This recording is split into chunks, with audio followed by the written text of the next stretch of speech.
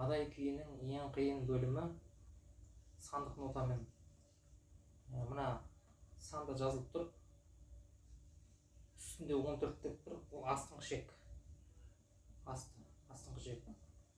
Бөлшектің астында 0 деп тұрған ол үстіңгі шек. 9, 10 деп тұрғандар. Ол астында тұрғаны ол үстіңгі шекті көрсетіп тұр. Ал мына үстінде тұрған 14 көбінесе тұр, ол астын көрсетіп тұр. П дегеніміз ол төмен қағыс. В деген жоғары. Әрбір нәненің үстінде жазылып тұр. П деген төмен қағыс, В деген үстіне верх деген сияқты ғой.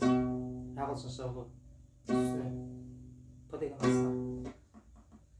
Енді қағыстар көбінесе осылай. Астына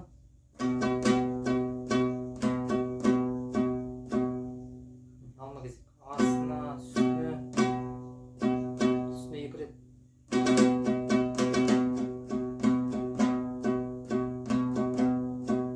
Кейбір жерде мынандай қағыстар болады.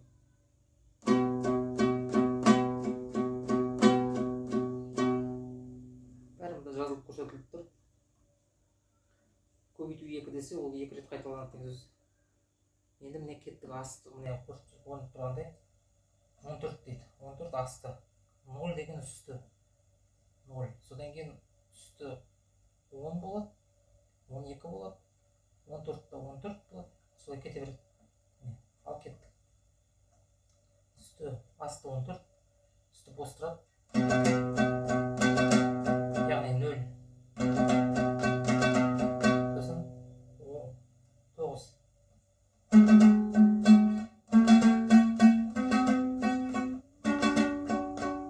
14 болды.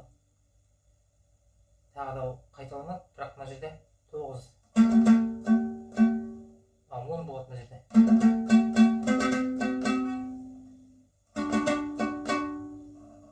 Сосын енді тек қана астыңғы шек 14-ті ғана басып отырмын.